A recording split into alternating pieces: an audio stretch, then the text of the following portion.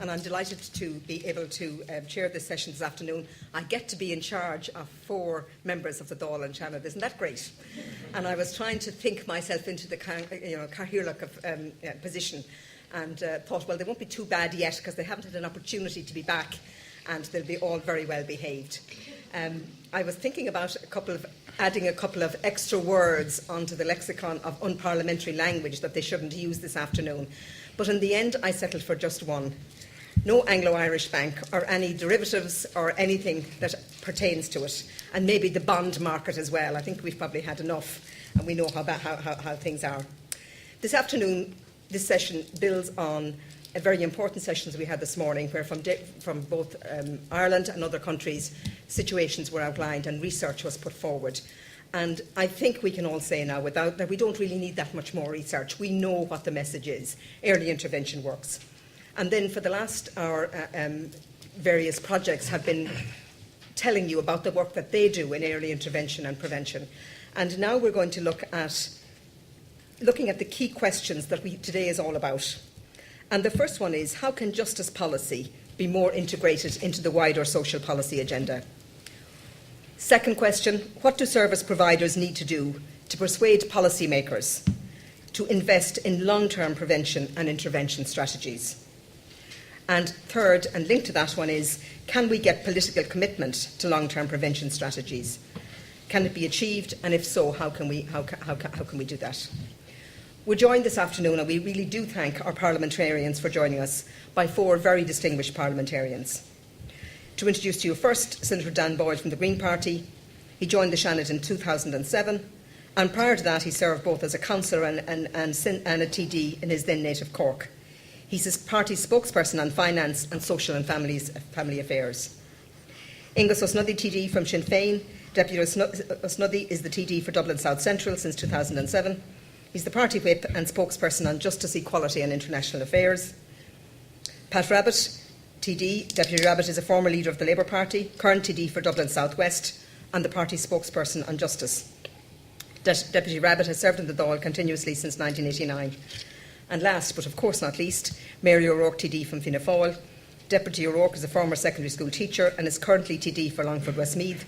And she's had a variety of portfolios, including the Minister for Education and Minister for Public Enterprise and Deputy Leader of Fianna Fáil. What I've asked each of them to do, and they've agreed, is to give a short message, if you like, setting out their own policies.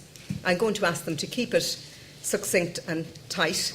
When I saw the list of distinguished parliamentarians, I thought, well, none of them are challenged linguistically, so I hope we can keep them to time, because I would really like that you, the audience, would get an opportunity to put some questions. They're going to remain seated where they are, and I'm going to sit down and join them. And we're going to start with Deputy Rabbitt, and we'll just take it on from there. Thank you very much. Thank you, Chairperson. I have to say that I'm a somewhat late entrant into the debate on penal reform, and I have certainly been long aware of the work of the Penal Reform Trust and personalities in it like Valerie Bresnahan. I can't say that I have any similar level of familiarity with whether penal reform has ever ranked as a political priority. I think in all truth, I don't recall, I don't know it to feature as a major priority. That is perhaps a terrible comment on our political system, but we live in a society where, criminals are supposed to be locked up and kept out of sight, out of mind. We devote a huge budget to the prison service, 375 million. So let the prison service worry about it. We live in a society where crime sells newspapers. Newspapers' crime correspondents nowadays are being transferred like footballers across the water between different clubs. And the Lord help any public representative that doesn't agree that the solution to our criminal justice problems is to lock up prisoners and throw away the key. There are no votes in penal reform that are proven to be votes in zero tolerance and a tough line. And the smaller the minister, the tougher the laws. So, I think that's pretty practically... Don't laugh. If there had been a reshuffle, you might have got Willie O'D. Where would you be then? That's the fairly sobering background. And now, maybe there is a possibility of capturing the attention of politicians. 20 years ago, 1990, since Cork last won the All-Ireland, and the prison population has doubled, more than doubled, in that 20 years.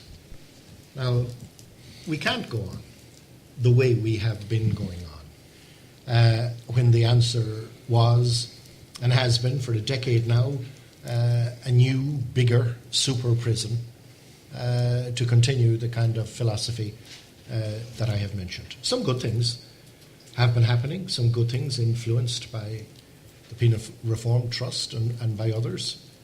There's no doubt about that. Some of the diversion programmes have been an unqualified success. I know that one of the subjects you addressed this morning was a paper from the leader of the Childhood Development Initiative in my own constituency, Marion Quinn, on the question of interagency cooperation. I'll give you a practical example of that. After the Orlagueran murder, the whole thrust of public policy was to bring in more criminal law. But deliberately, the same government decided that we had to address issues like how to reduce the demand for drugs. Out of that was born the National Drugs Strategy and the establishment of the local drugs task forces. And they were a partnership between the community and interagency cooperation. And there is no doubt the fact that they have been immensely valuable in not just diverting young people who have become hooked on drugs misuse, but in terms of keeping them out of prison, in terms of dealing with robberies in the local area, and so on and so forth. That needs to be replicated in a number of areas, that kind of cooperation. And it's easier said than done, because Irish government departments tend to operate as silos, completely separately. And I would have to say that in my recent observation of the operation of the drugs task forces, that sometimes you get the impression that it's interagency monitoring rather than interagency cooperation and attention and engagement with policy. That by all means the health board, the HSE is there, the probation service is there, the Department of Education is there, the Garda Síochána are there, but they're there to keep an eye on what's going on, not necessarily to come with some ideas about how you might update the agenda of the drugs task force. Similarly, for example, I think the drugs court is a great idea, but it seems to me it's constrained in terms of the throughput by bureaucratic rigidities, in terms of its geographic remit, in terms of compatibility with HSE areas, and so on and so forth. And, you know, the rumblings are now, in the economic climate that we're in, that the drugs court may be in danger of being shut down. So there are huge policies for... There are huge policy decisions for legislators. In terms of, you know, issues that I'm certainly persuaded of, such as early intervention, as has been referred to by the chairperson. I mean, I don't think when we're asked to how do we frame that or integrate that into social policy, I don't think that we probably consciously, or at least not solely, address the desirability of early intervention measures so that we keep young people out of prison. You know, your objective can be a bit more ambitious than that, which is to provide them with an equal chance of education first, and so on. But it has, of course, the latter consequence as well. All of that does take money. Secondly, and I raise that in the context of the argument, and I'm certainly willing to be persuaded of it, that you can reallocate a portion of, say, the budget for prison service or the budget for justice vote generally to these kind of intervention and preventative measures. And I think we need to discuss that. There are only yesterday my colleague Liz McManus was talking to me about her conviction about the number of people who are incarcerated in prison with mental health problems. And that's an entire area that, following the decanting of the old psychiatric hospitals and so on, it would appear that prison has been our solution to the areas that can't be picked up and supported in the community. Sentencing policy. There's a hue and cry in the media for more and tougher sentencing, for mandatory sentencing. And again, the politician who questions the desirability of that is really regarded as some kind of oddity. The whole purpose of having a court, I would have thought, would be to permit the court, who has heard all aspects of the case in front of the court, to make a judgment. But no, we have to have mandatory sentencing, and we have to have more mandatory. I was involved not very long ago with a particular case of a young lad, and I'll finish on this, Chairperson, who had ADHD, very serious sufferer, 17 years of age. One of the implications is that you don't really have a full appreciation of consequences. He was invited by his neighbour to go for a drive. They were stopped on the Tala Hills. The driver had £10,000 worth of cannabis in the boot of the car. The young fellow wouldn't know how to spell cannabis. He ended up getting 3.5 years. The kid was entirely innocent of anything that was going on. But that's how mandatory sentencing operates. There are other big policy questions, like, for example, the probation service. Whether the probation service should be directed by the Department of Justice. It's a major question. There are questions about whether youth justice shouldn't be in a Department of Youth Affairs rather than in justice, or maybe in education. There are a number of questions like this that we're certainly addressing as a party. I can't help but say finally, Chairperson, that we're addressing this at the end of a time when there was extraordinary resources available, and we didn't put it into, or sufficiently.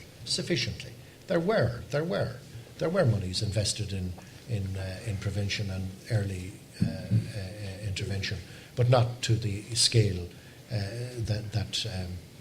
that was necessary, and that we're now stuck with this £42.5 million spent on the construction of a prison in a relatively remote rural community in North Dublin. Was that the way to go? A great deal has been written about that. There's a great deal of literature on it. I don't think it was the way to go. I think it was madness from day one. What would you do now confronted with that? 42.5 million spent. Do you say that goes down the drain and you grow parsnips or carrots in the site? I don't know. It's a problem. At the same time as we have this extraordinary pressure on numbers in the prisons that you know very well about. I'll leave it at that for now, Chairperson. Thank you. I'll try and be as brief as possible, conscious of the short period of time that we have dealing with this, and it's a pity that there isn't a longer session, because I think a session like this will allow people to tease out some of the big questions and where parties stand. And one of the key points that we were asked is how politicians can be influenced into the future. Well, we have at the moment a very appropriate time in many ways that we are questioning where we are as a society, given what has happened. And we have an opportunity to repeat the mistakes of the past. And as Pat said, kind of we had an era of tremendous amount of resources. We didn't invest them properly, in my view, and that investment is in terms of social protection, in terms of early intervention, and a whole range of issues in terms of our justice policy. And the reason I concentrate on that is most people are looking at what's the economic logic behind every decision that's been taken today in our society. I believe that there's an economic logic behind investing in early intervention, investing in preventative measures, investing in areas of disadvantage. Because if you look, one of the biggest budgets that we have at present is the justice budget, and most of that goes on keeping people locked up in jail or on the courts. If we invested in those areas where the vast majority of people who end up in prison come from, and I remember John Lonergan saying that there was a number of postal districts in Dublin in particular that you could look at in terms of young people who came before him and who were in the institution that he was in charge of.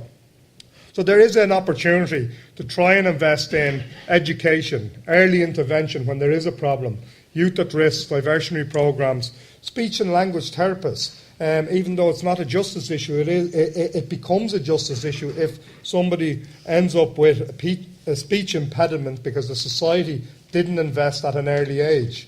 And that person then becomes, in some ways, in some areas, a social outcast, ends up on drugs, and then ends up in a prison system. And that's one of the other areas I think that we have an opportunity to look at. Again, if you look at the amount of crimes committed by people who are addicted to drugs, kind of that, the logic of that is that you invest properly to prevent people from ending up on drugs in the first instance. And I don't believe as a society we have done anywhere near enough to prevent people from being on drugs, and when they are on drugs, to help them to quickly deal with their addiction, or at least try and help them in their rehabilitation.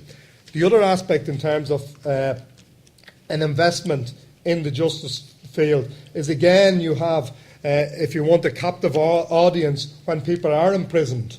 Yet, as a society, it is dominated by the tabloids, lock them up and throw away the key in many ways. And Pat is quite correct. When you put your head above the parapet and argue for penal reform, argue for more investment in terms of ensuring that those who are unlucky enough to be imprisoned, that they have the opportunity for proper education, they have the opportunity for drug rehabilitation. But even more so is that you have a probation and welfare service which is capable of dealing with them in the times that they're out of prison, and that I think a lot more needs to be done in terms of post-custody support when people are released from prison, because we have in Ireland one of the highest rates of recidivism.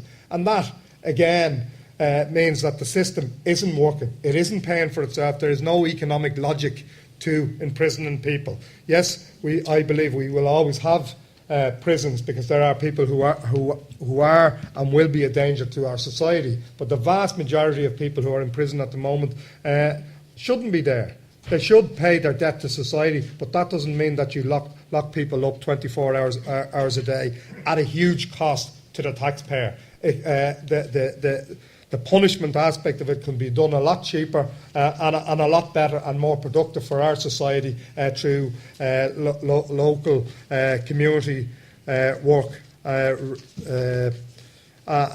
a whole range of other issues. The restorative justice programmes, which are in their infancy in this country, have not been pursued. And the reason they're not being pursued is because they're not a quick fixed solution. These take time and effort and investment. For every investment you do in early intervention, in rehabilitative programs, you will get a return. It is different to a lot of the other investments that this society has done in the last 10 or 15 years, we've got no return from them. And I leave it at that, just given the short time that we've had.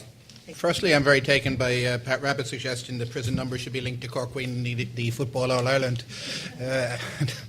But number of years in I think in relation to a conference like this, I'd agree with Angus that we probably do need more time to examine issues of this type. I think it's clear to say that no society should measure its success by the number of people it locks up. And the increase in prison numbers over the last 2 decades, it should be no badge of pride. It's equally true in what Pat says, that in terms of political receptiveness and even media interest, there is no political gain by saying otherwise. The myth exists that a society is more comforted with itself the more people that are locked up, and that needs to be challenged in itself. There's also other myths that there's linkages with economic indicators, but whatever the result, we are now living in a period where the wealth gap is actually decreasing, mainly because of economic decline and increasing unemployment. But the crime in certain areas is rising. I was also taken by the instruction we were given at the start by Nora that there are certain things we shouldn't refer to, but the appalling double standard that certain crimes are treated differently from others in this country is something that we can't let unsaid. White-collar crime goes largely unpunished in this country. And that's why we have a negative public reaction to other types of imprisonment. I think the main argument we need to make at the moment is economic. The cost effectiveness of our current prison system, our current system of justice. After the 3 big spending government departments of health, children and social protection, justice is the biggest spending government department. And now, at a time when we need to be looking at public expenditure in a way that we haven't for decades, I think very real questions need to be asked about how much money we're spending in the justice area and are we getting returned for that money. And I think when we have that examination, we will be found wanting. There's no doubt that our prisons are overcrowded. They're badly in need of renovation and the provision of basic, decent infrastructure. It's also clear that the resources will not be available to build a new prison in the coming years. Pat and I served on the Public Accounts Committee in relation to the purchase of Thornton Hall. That's out there and we have to deal with its consequences. But I don't think the assuaging of political pride by building a wall to give an indication that a prison will be built there eventually is a good use of current resources. And what we need to do is put in place an active set of measures that will decrease the prison population. It took the passage of the Broadcasting Act this year by my colleague, Eamon Ryan, for the first time to remove the possibility of people being imprisoned for the non-payment of television licences. And our penal code is full of such transgressions where people can and are imprisoned for the most menial of crimes. We need to start at that level. Prison should be a last resort for people convicted of the most serious of crimes.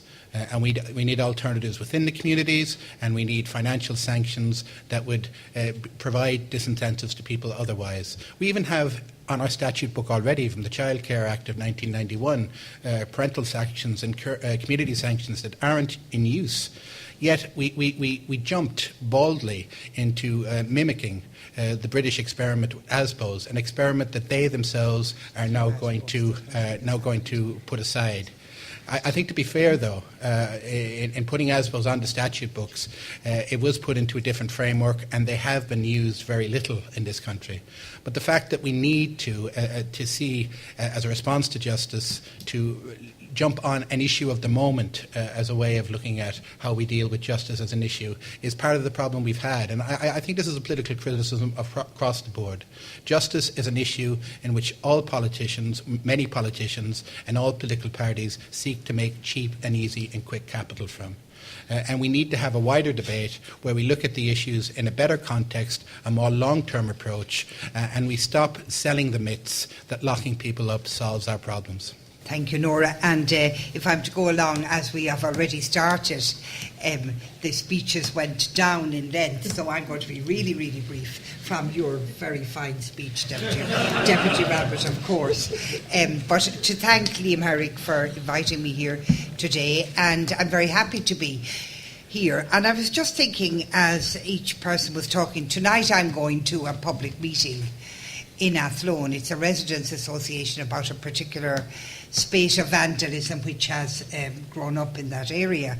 And there is no doubt, and I'm going to tell them that the type of conference I was at this afternoon, and there's no doubt that immediately WIMP will be put around, a placard around my neck, metaphorically speaking, and because the push there will be for tougher prison sentences, for longer prison sentences, for judges who many people would regard as being too lenient in the way they deal with people, and all of the issues which arise when people get together and when there is understandable outrage at particular events in their community. So, I mean, it is against that background the work of the Irish Penal Reform Trust has to be placed. Because I think, in general, if you were to have a sane and well fleshed out conversation with anybody, they would see the effect very clearly of what exactly does it do for any one person, for any person, to put them into prison 3 years, 2 years, 5 years, a year off for good behaviour, 2 years going to Loughlin House or the other open prison up in Cavan or whatever. That if the plea begins for that, could they get removed and could they get there? And yet, what good, that person who comes out, will they, and I think Dan Boyle spoke about, or perhaps it was English, nothing, the repeat offender, will he or she have been in any way changed by their time in prison? And I very much doubt it. I would think that, in fact, what would be ingrained within them would be the people they met, the habits they got into, how they could usefully use some of the knowledge they learned. And I don't mean knowledge from books, I mean knowledge from talking to their co-prisoners, and how can they then use that as they get out into the wider world. So there is no doubt that the 100,000 which it costs, which is the economic cost of keeping a person in prison, is a huge cost.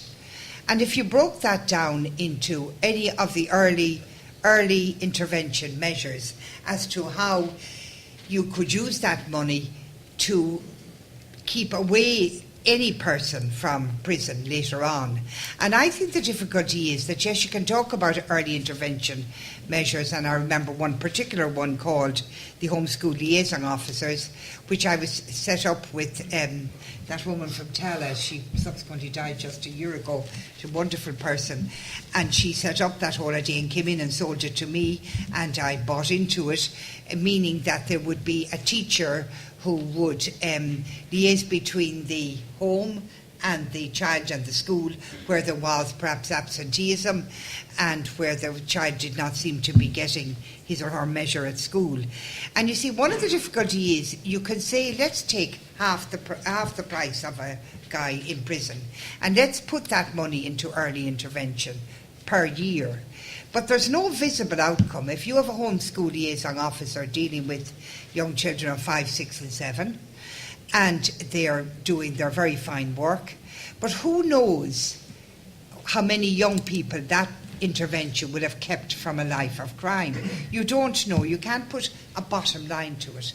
And in a world in which everything has to be quantifiable, in a world when everybody's looking to know the financial outcome, the outturn, or whatever is the terminology used, how can we, all of us in this room, and we're waiting for ideas from you, how can we ensure that money so spent on early intervention can be, an outcome can be got from it, so that those who make policy can be persuaded that it is a good idea. And there's no doubt about it, it is. I mean, if you can keep a child in school to begin with, if you can keep a child in school until he or she is 11 or 12, and then if you can persuade that child to go on into second level, and there's a very good stabilisation now of young people in second level, 84%. Throughout Europe, it's the second highest group of young people who stay in second level education. Now, surely if there is that huge amount of young people staying on, well then they are under a reasonable influence for those years of education. In fact, they're under a very good influence. And is enough being done at second level of the homeschool liaison system? I don't know. I know about it through primary from matters I know myself, but I do not know about its efficacy or not during second level. But if you can persuade young people to stay on in school, right throughout primary, right throughout second level, so that they are 17-18 when they leave school. And if at second level there would be appropriate programs to suit a child or a student who might not be academic, who might not want to go the path of all of what we know as the Irish, English, French, history, maths, geography, all those, the traditional right subjects for getting your points in your junior cert or leaving cert. So how then do we know, can we put in appropriate programs? And there is the Applied Leaving Certificate, which is a very good program. Earlier, the transition year programs. Then if they leave school early, or if later on the PLC, all of those are very worthy, and there's huge money going into them. But is there an element in it which would allow of ensuring that the good start the child had got perhaps through the homeschool liaison is continued right through their second level and their early adulthood, so that there would in fact be decent programs for the student to go to, and that he or she would benefit from those programs and would be able to look on the world in a more balanced way as they would come out of school. I don't know, I think education is the huge key to it. I really, really do. From very early on, right through. And I just think that whole youth justice, and I think somebody said it perhaps did you, Pat? Somebody said it along the way. Should youth justice be not included, I think, in education? A fair measure of it in education, because it is, you see, if we, it's not that I want to say the word captive, you have them captive, but you actually have a young person in your hold, if you like, when they're in school as primary and second level. They're there for a reasonable length of time, they're there under a certain structure, which is more or less benign, it is benign, and they're there with their peers who are trying to work through the system as well. So they're there where they can be influenced and where they can learn what is right from what is wrong. And they're there where they are and where they should be. So that I don't think we use the education system enough to bring back a wayward child, or to stop a child who would be prone to waywardness to going that path. And I don't think that we do enough of that. I'm quite sure we don't. And I'd be keen to hear when we all speak together what I might get a feedback on that. There is one other thing. There was the Penal Reform Trust last year started a campaign about women in prison. Now, I'm not for gender quotas or any of those things. I think women and men more or less figure life out themselves. But I do think that many of the crimes for which women are put into prison are of a paltry nature. They would be minor shoplifting, which I'm sure goes on all the time. I'm not condoning it or anything like that, in case you all jump up and say, no, but it is not of a serious intent. Or perhaps minor fracas breaking out among groups of people, groups of women on estates, often over their children. But the crimes for which they're put into prison are relatively paltry. And should a whole prison place be taken up, then they often have to leave children behind them. There often is no man in the household. The children have to be minded, they have to go into foster care, they have to get more expensive outcome care from that woman being taken into prison. And now I know there are serious crimes, and we have murder and all of those, and we all know the headline cases where women were involved in those, and fair enough, they deserve whatever is the punitive regime handed out to them. I'm talking about much more minor crimes, and I would think the prison that was set up for women with the Dorcas Centre, I remember the day it opened and we were all brought up to see it, and beautiful pads and seats and rhododendrons blooming, and I thought, who wouldn't be a prisoner here? It was all very pleasant at the beginning. It didn't work out like that, of course, as we all know, and it's now being used in a much more punitive sense. They're just my thoughts. I think education, some way of finding a bottom line outcome of if money was diverted from mainline budgets into preventative, into components of other budgets which would have a preventative nature. How you could prove in euro terms what that saved the economy. I'm quite sure, apart from saving people's future and their character and their mental well-being, it would also save the economy quite a lot. They're just my thoughts. Don't have responsibility for this area, but I have a huge interest in it, and from my own time in education, I have a huge interest in young people. So they're just my thoughts. Thank you. Hello, I'm Eleanor McClory, and I work with Young Ballymun, which is a prevention and early intervention initiative joint funded by the Office of the Minister for Children and Youth Affairs and the Atlantic Philanthropies. We've been set up about 3 years now, and I just have a couple of observations to make to the panel. The question about developing political and policy ownership of investment in prevention and early intervention, that doesn't seem to be such a difficult journey when we listen to the panel across the Green Party and Sinn Féin and Labour and Fianna Fáil. There generally seems to be, from the table, consensus that the reallocation, however we do it, of investment into very early family and very early investment in the lives of children and families, that case is made and there's agreement about that. So perhaps the next stage of the political process is translating that into some kind of cross-party commitment to doing it. We've seen the shifts in the north of Ireland, for example, where there were cross-party consensus that the war had to end and that change had to come. And when that consensus was arrived at, then making that happen, however insurmountable the difficulties, it happened, with its limitations, etc. But it's happened, and change has been secured.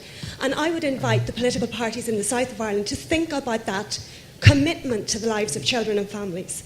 And political violence and that sort of thing isn't the only kind of violence that really impacts on children's lives, and we really need to take that very seriously. And Deputy O'Rourke, just in relation to your points about education, yes, education is definitely the avenue for change.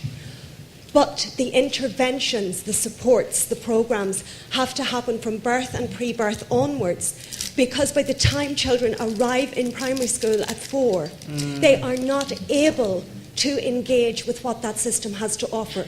They don't have the behaviour regulation mechanisms internalised. They don't have the language. They don't have the understanding of what's going on in the classroom and what's expected of them to actually be able to engage in that. And that's at 4. That's at, so, and obviously in Young Ballymun we have initiatives established and they are in operation, and we can see how you can make that difference. Not incredibly expensively. It's not expensive to do. And we'd certainly invite you to have that conversation with us at some point when you've got the time. We'd love to have it with you. Thank you. I'm Patty McCann. I work for Business in the Community. I run a mentoring program for male prisoners. I just wanted to say, Pat Rabbit, when you said at the beginning of your talk about how there are no votes in penal reform, I have to say, I think that's pretty lame. Now, you may be right, but don't you think, does anybody think that the responsibility of politicians, particularly those in government, is to change the debate, is to change the way people think about this? Regular middle-class people that have no interaction with crime or anything, they don't know, they don't understand what the prisons are full of and how people got there. And all they read is what's in the media, the sensational stuff. Why isn't it your responsibility to educate people and to get them to think differently about this? Dan Boyle is the only one who talked about changing the debate, and I guess the chances of the Green Party being in government in another year or two are pretty slim, unfortunately. Don't depress But now I'm really hoping you do. Hello, it's Christy Buckley from Ashling. This is not a question. This is just a comment that I have to make. And it was in relation to what Deputy Mary O'Rourke said when she referred to the child as the wayward child. And I found that somewhat, perhaps it was a slip of the tongue. I'm hoping it was. Because I don't think any child begins out to be wayward. I think what happens to them, and as Eleanor stated, that when children start school at 4, already they're showing signs of problems. Now, it's a child in crisis. Wayward and calling a child wayward is, I think, it's kind of putting the blame to the child for what has happened around that child. So it's just a comment I'd like to make. Thank you. My name is Patrick Hume. I work with the Jesuit Centre for Faith and Justice. I don't want to ask a question from my point of view, but I noticed there are a lot of people in red T-shirts here, and I believe that they have been talking about spent sentencing, where your sentence no longer applies. I believe in Australia that after 10 years, if you go up for election to the local city council or to their parliament, the newspapers are forbidden to bring up the fact that you may have been before the courts or you may have had some special fine which is over 10 years old. I'm wondering if the politicians here would like, I'm sure, maybe, I'm not saying that any one of you have been before the courts, but would it be reasonable to suggest that somebody who goes up for election, that the newspapers would be forbidden from discussing an event that occurred 10 years or more before? My name's Helen from the YMCA's Youth Justice and Action Campaign, and we work with young people, including some ex-offenders.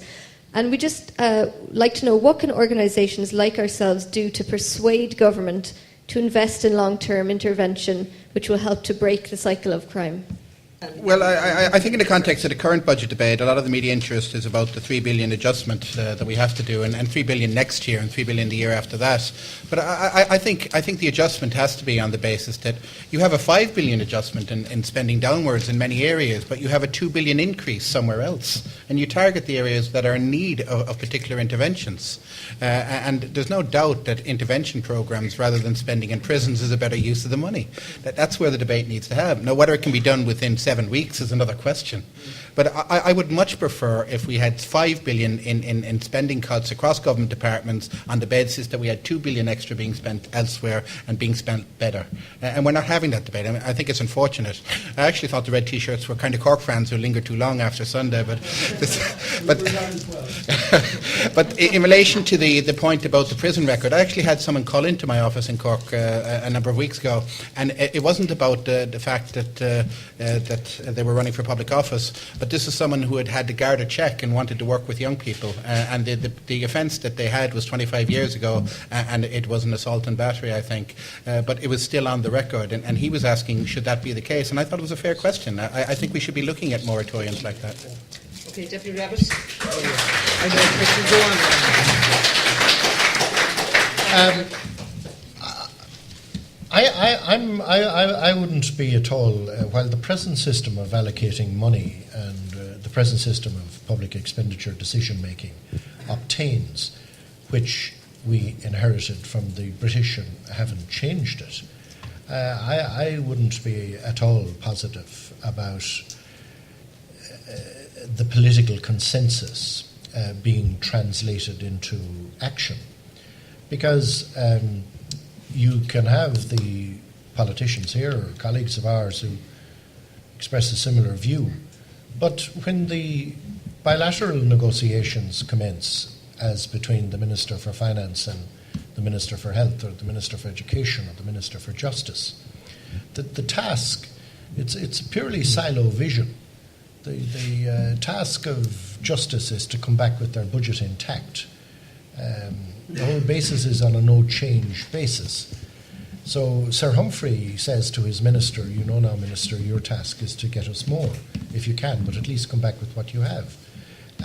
So that the notion of transferring 3% of the justice budget to early intervention is an awful lot more difficult in our system than it sounds. And it's an argument for, and it's long past the time when we should have changed the basis of public expenditure decision making.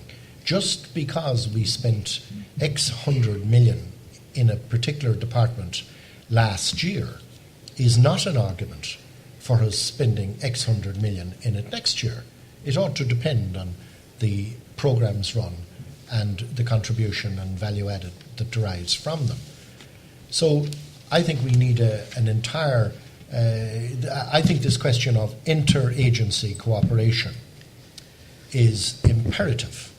That you can't tackle the question of, I agree entirely with Mary O'Rourke about education, but you have to have the requisite cooperation between the key sections of the different departments that do influence prevention and that do cause early intervention. And I think that is imperative. There was a private member's bill introduced in the Dáil on spent convictions. It hasn't resurfaced from second stage.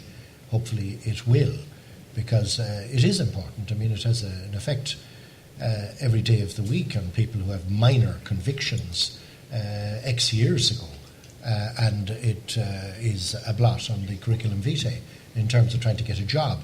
Now, I'm not entirely sure I understand your point as it relates to politicians, but whatever you say, it's one area that I'll defer to the church in. Whatever you say is all right by me. Galway, 10 years on. There are arguments about, as Dan Boyle said, about others of the great and good in our society who perhaps should be the subject of current convictions, and so on. But that spent convictions bill is important. How to persuade? Well, how to persuade is, no different in this area than any other, and that's what I see organisations like Penal Reform Trust about. I mean, the contributions made to criminal justice legislation by the Penal Reform Trust or the Irish Council for Civil Liberties or the myriad of other organisations.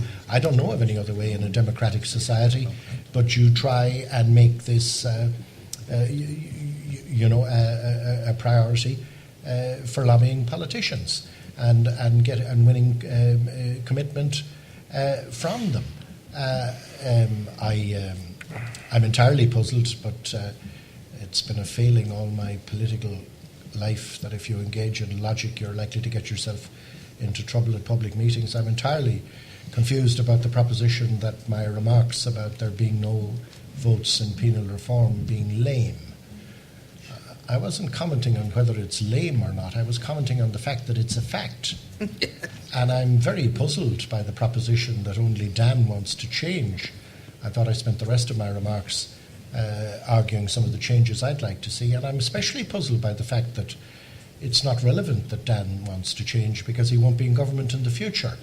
I thought the point was to be in government, and Dan is in government now. So why are you not asking him about it now? Never mind about the future. But they see the future looming, Pat. And the future is you. I'm only sorry we can't go into the future together. Oh, what wouldn't that be lovely? Anyway, just to say to Christine, if I offended you by the use of the word wayward, it wasn't meant, because I reared 2 wayward boys myself, and they turned out to be 2 fine men. So I can only go on my own experience in that regard. Thanks be to God, they were wayward from time to time, but grew out of it. Now, I wanted to say to Eleanor, I'd love to see you in Ballymun, Eleanor. Where are you? You're gone, are you? Oh, there she is, yeah. I'd love to come out. Will you give me a ring? I really would. I liked what you were saying. And there was one other thing. Oh, Helen from the YMCA. Helen had the red T-shirt. Where are you, Helen? Yeah, that's right. You want to know how can we get the money into intervention from mainline budgets. Well, actually, in a very kind of small way, I addressed that when I spoke. I said if there could be some kind of a cost. Now, I know you said you give up economics or you didn't want to talk about it or whatever. But I think myself, if there can be a bottom line analysis done, and if there can be a figure taken about how many young people were helped by this intervention, well then put a cost on that. I know you might all shudder, we don't want to know about costs, but I mean, when you're making your case for money to the Department of Finance, everyone knows about cost. So if there can be a cost-benefit analysis done on a supposed number of young people who will be helped by such intervention, well then that's the way it should be shown up. That's as I would think anyway. Thank you. I'll address what Patrick is raising in relation to spent convictions. As Pat said, it's a bill which is on the government paper in terms of legislation promised. It's sitting between second stage and committee stage.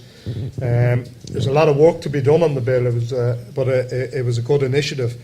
It doesn't go far enough, in my view. And there are hundreds, if not thousands, of people who are affected by spent convictions going back 20 and 30 years. I know of one man who has worked with young people for the last 20 years, but because he has a conviction for urinating in the street when he was 16, he cannot get Garda clearance. And every politician would probably be able to come up with similar cases. Recently a man came to my office looking to ask my advice as to whether he should declare that he had a cannabis conviction because he was travelling to America to play music for 3 months.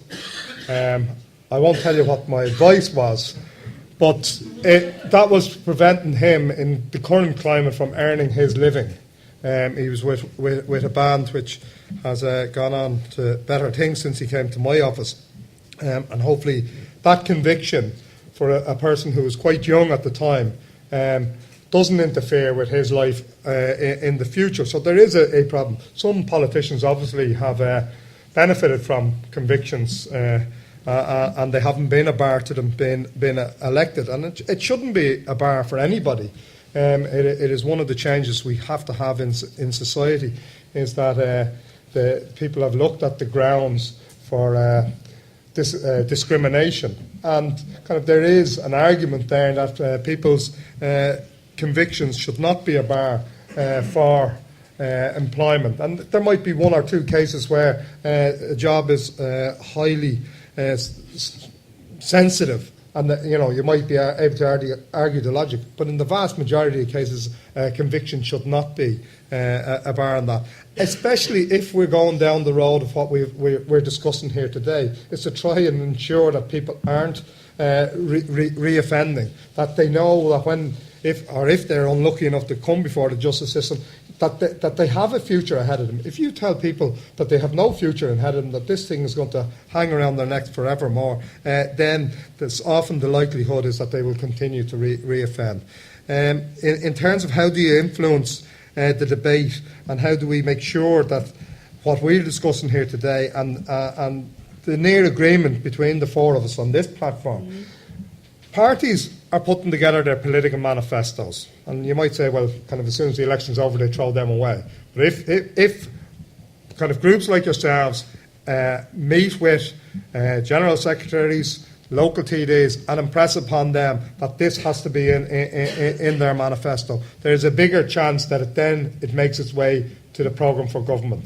And I think that's a job of work for yourselves. I'm committed, my party is committed to what I've said today. The other aspect is that the newspaper editors and the people who own the media in this country also need to be visited and impress upon them that the sensationalist headlines that they continually come out with is damaging to young people in Ireland. The continued demands for more prison sentences, for increased prison sentences, for people to be locked up, doesn't serve our society well, economically or in any other way. In terms of the young people here, I think they have often a greater vibrancy and energy than us, and there's a lot of new social networks which can be used by them and probably by the rest of it as well to try and get this message across. And one of the easiest ways of getting it across is young people who have been affected by the justice system going meet the local TDs and explain to them what the consequences of something that happened in their past, whether they got the support early enough, whether what prevented them from gaining their rightful place in society, and what's going to prevent them from doing it in the future. Mary, you were saying about cost and stuff like that, but does it not just make sense, just even thinking about the cost? Like, you have like 14, 15, 16, 17-year-old kids on drugs. The damage that they do to themselves, to families, to communities, the people that they steal from, the people that they assault, everything, look at that cost. No, I'm just saying... And the cost of the damage, would it not be more effective to, put, say, 30,000 a year towards, helping them and not sending them to prison? What I'm saying is the way the case will be made is, whether you like it or not, or whether we all like it or not, the only way the case will be made is by putting a costing on it, how much it would save. Of course I agree with that. It's very hard to cost something like that. Well, indeed, it isn't that hard now. There's ways of doing costings on likely outcomes. Of course I agree it'd be far better, sure, it'd be a foolish woman not to. But I'm saying when you're going to face Department of Finance officials and people, you need to have your figures, you need to have your ducks in a row. And that's what I was talking about, the costing. Can I just point out there on the policy document that IRPT, Barnardos and Irish Association of Young People in Care produced today, the economic evidence is here, it's outlined here, and it's outlined in other documents produced by other organisations as well. So the economic argument is there. We don't have good data available on early intervention and prevention in Ireland, with Irish data, but we are a number of people, organisations, in the process of collecting it through evaluations of programmes that have been put in place. Yeah, I think Scotland and Scotland have. There's very good evidence around, and they are put and continuously put. I think nowadays I see very few policy documents that don't put the economic arguments. I think the question posed today about is how do we persuade our parliamentarians, particularly when they get into power, to take the long-term view that solving what's popular today and not putting the investment in from early intervention, prevention, that will take time to show. We need to do two things because we can't leave children and young people in peril. But that's the real nub of it. The economic arguments are made often. I think the difficulty is how to persuade our politicians when they get into power to take the long-term view as well as the short-term one. I'd just like to say on that, if I may, Chairperson, that, I say again that it goes back to the way we decide public expenditure.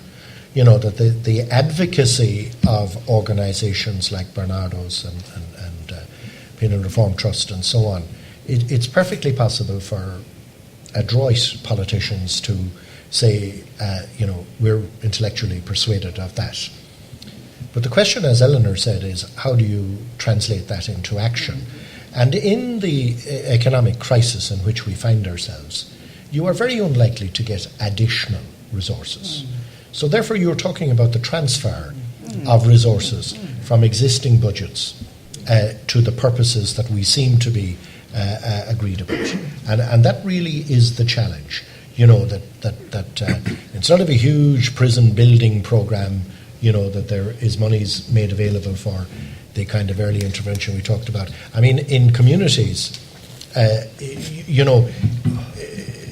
there are other different strategies as well that do an awful lot to maintain the fabric of a community. For example, if there was as there has been, pressure on community employment schemes, eradication of other schemes run by the community sector. That has a dreadful impact on disadvantaged communities in particular, and resources have to go into that. And I would like to see the advocacy organisations concentrating on arguments about the reallocation of resources from traditional purposes to these purposes. Yeah. And I want to just ask a question about youth justice.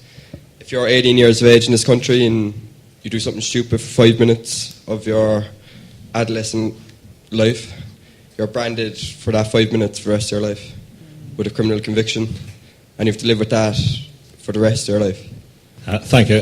John Evans, Law Library.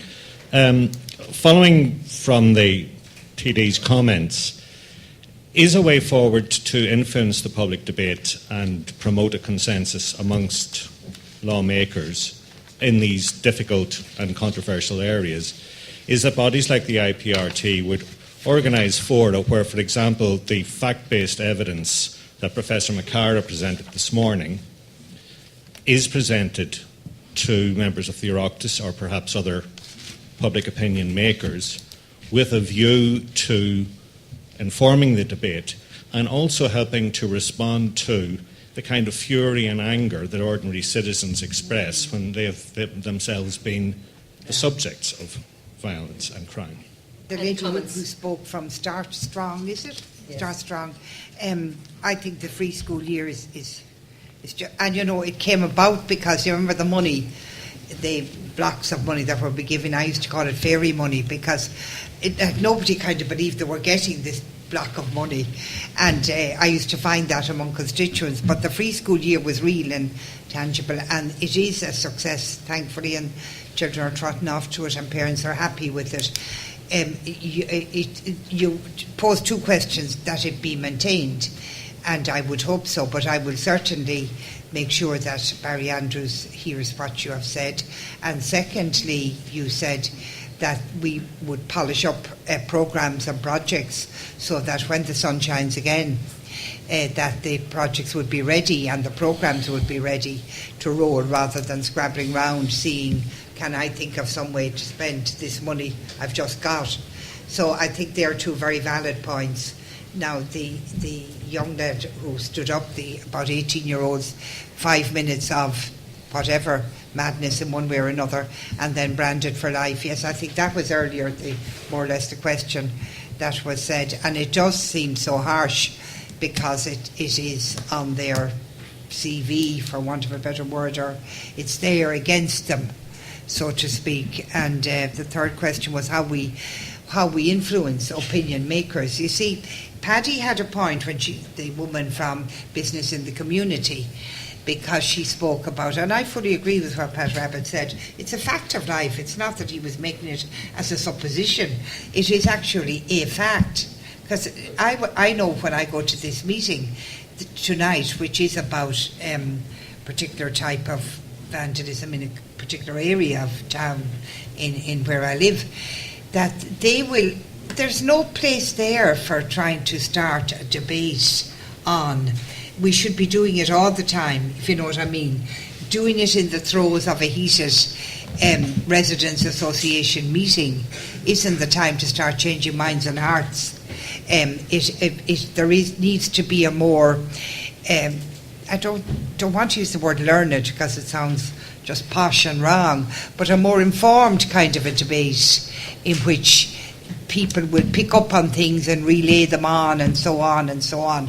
But we live in the real world, and it's sometimes very difficult for a politician to say or act as she or he wants to do, as their ideals would tell them, and on the hoof at the night at a meeting to find the words which can convey that, and yet the words which will help the meeting along and help to, in a way, pacify people who are very agitated about what's going on in their community, and they're agitated and they want you to say or do something. So it's a very difficult mix to obtain. Well, I mean, young fellas, of 18, I mean, there are people in prison who have to be in prison. People who commit crimes against the person, people who commit crimes of violence, people who peddle death in communities. I'm afraid there's no alternative for their own safety and safety of society. Other than that, there are people in prison who are foolishly put in prison. There are people in prison who are wrongly put in prison. There are people in prison who suffer mental health problems. The typical kind of 18-year-old offence seems to me capable of being treated in the community. And that's a matter for examination of the resources of the probation service, community employment supervisors. Again, the interagency cooperation that could make it so much more productive for them and for society and for the local community that they pay their atonement there rather than in St. Patrick's or in Mountjoy or wherever. I mean, you know, we're confronted with real issues in the short term. Some of the most valuable strategies are funded by philanthropy in this country. Will that continue into the future? And if it doesn't, can some of the very worthwhile programs that are underway be mainstreamed? That's going to be a huge issue for government sooner than later. I agree with Kieran DeBush, who says that the evidence is there, the research is there. I mean, I referred earlier in a different context to the work, leading edge work, being done by Childhood Development Initiative in my own constituency. The research, the evidence base is there. The question is, as you have rightly identified, how do you translate it into policy? And, you know, that's not just a matter of convincing a particular politician who doesn't have responsibility directly on the day, because unfortunately our system is based on individual ministers in charge of individual departments, and they really are primarily, if in some cases not exclusively, concerned with that rather than cross-departmental assaults on some of the issues that need to be attacked. The IPRT have, in particular, in the last year, have used the AV room in Leinster House and have made submissions to committees. And I would encourage other groups to use the facility that's available to try and encourage TDs, in particular, senators, to engage with them and to see the logic of what was being discussed here today. Because you have four of us here, and there's a lot more that need to be persuaded or need to be reminded, because some of it's just a reminder. The other aspect is we also need to ensure that the government is aware when it is implementing cuts of the consequences of those cuts, because some of the cuts that have been implemented have been detrimental to services which are addressing or helping to address some of the shortfalls in our society in terms of young people. Any cut that affects drug services kind of will have, I believe, the effect of putting more people back into prison. And it's not me scaremongering on that. Recently, a number of people who are in a service which is threatened with a cut in my own area said as much that if they close a methadone clinic in an area, that they couldn't be bothered going outside the area, and that they will revert to heroin, and therefore that the crime level would go up. And that was from the horse's mouth as such. And that's penny pinching when it comes to that level, because the effect is that you will end up spending more money. So people have to be aware of that. Multi-annual funding and kind of multi-budget funding, and even government funding, because any change of the scale that we're looking for will take kind of 10, 20 years to have the full effect that we desire. And it will be difficult to measure, but you can measure it, and it is sometimes quite easy to measure a drop in crime over a 5-year period, a drop in insurance rate, or less teenagers being involved directly with the court or with the justice service. And also a higher educational attainment in an area which has been struggling. The figures are there, you have proven them, others have proven them, that it is money well spent, but it just needs a government to look at, over a period of 5 years, we will do this. And the governments are well capable of doing it. It's just the political will. And at the end of the day, that's what it comes down to, political will.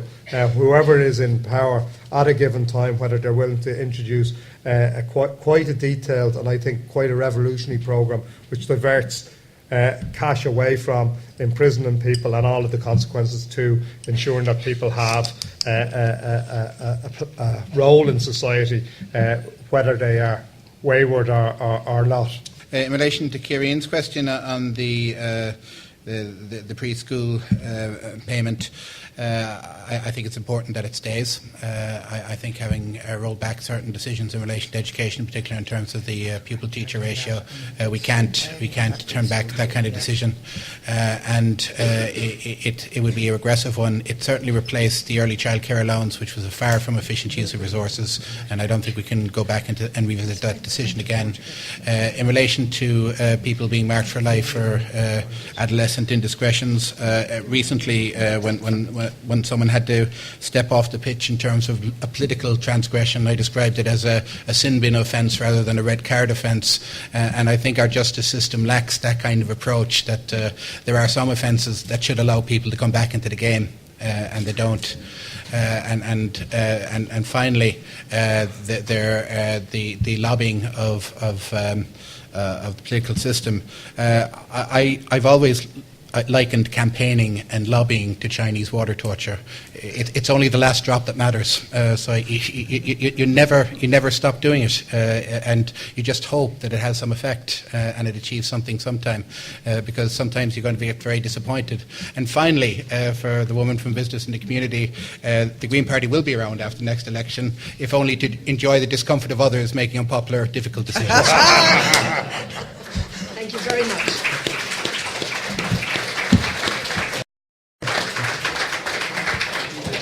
Can I just thank our speakers and for spending the time with us. I think they heard some good and key information today. Thank the audience and just ask Ian to come and close the conference.